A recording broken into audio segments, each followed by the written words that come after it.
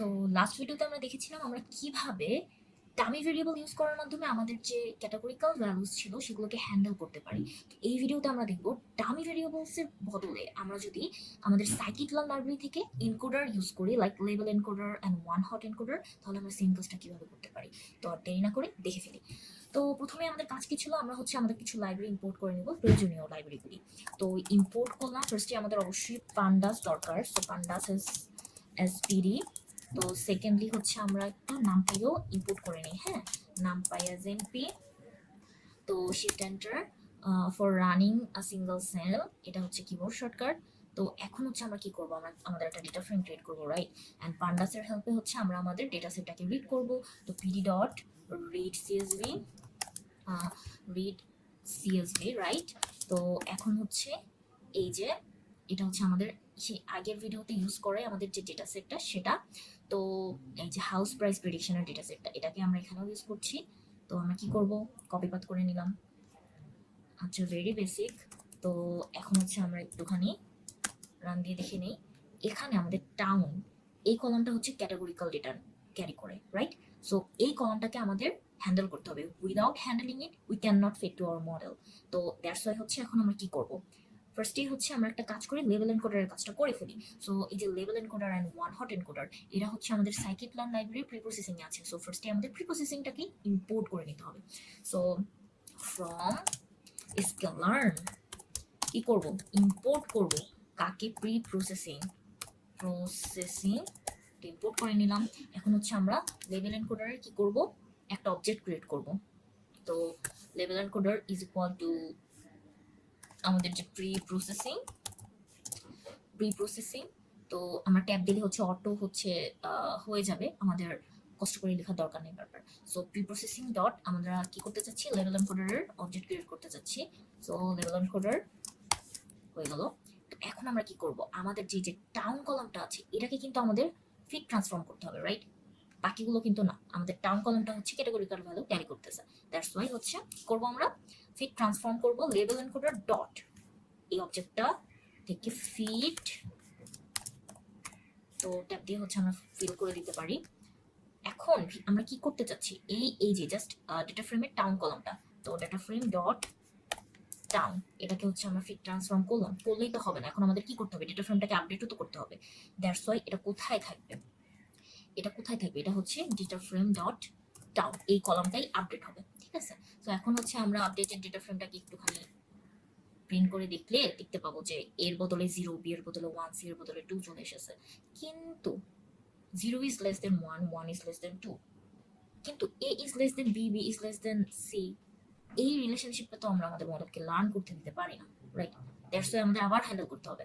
এখন আমরা one hot encoder দিয়ে এটাকে হ্যান্ডেল করবো। হ্যাঁ, তো ওয়ান হট এনকোডার দিয়ে হ্যান্ডেল করার জন্য ওটা কোথায় আছে, ওটা কিন্তু আমাদের প্রসেসিং এ আছে, বারবার ইম্পোর্ট করার অবশ্যই দরকার নেই। সো আমি ডাইরেক্ট ইউজ করতেছি।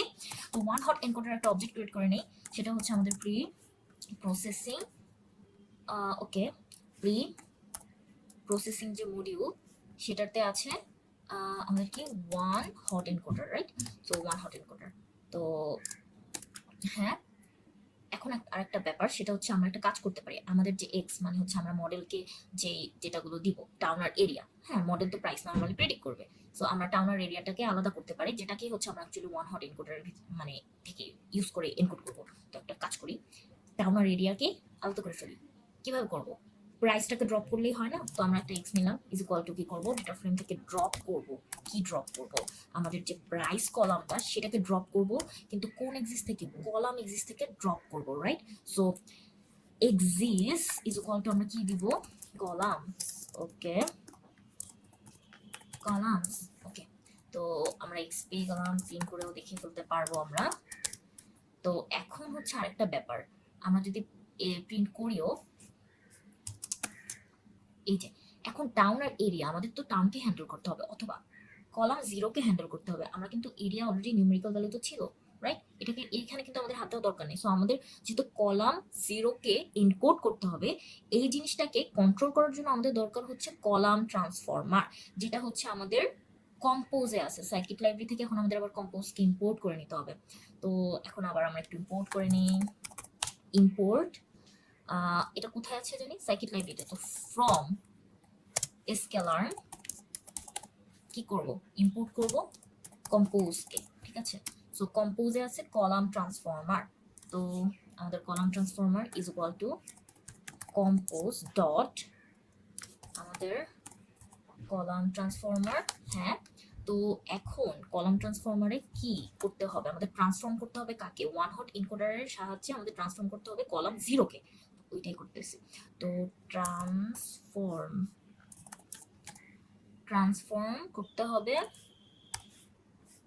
আচ্ছা, সিনট্যাক্সটা একটু মনে রাখতে হবে, কিন্তু খুব ইজি। আমরা ট্রান্সফার করব কাকে, আমরা কি ইউজ করব, একটা এনকোডার ইউজ করব না, এনকোডার ইউজ করব।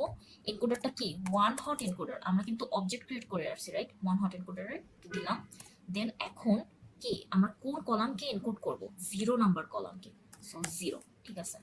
তো আরেকটা ব্যাপার সেটা হচ্ছে বাকি যে কলামগুলো থাকবে, হ্যাঁ, সেগুলো কি হবে, সেগুলো কিন্তু আনচেঞ্জ থাকবে, সেগুলো কিন্তু পাস থ্রু হবে, মানে reminder must be pass through.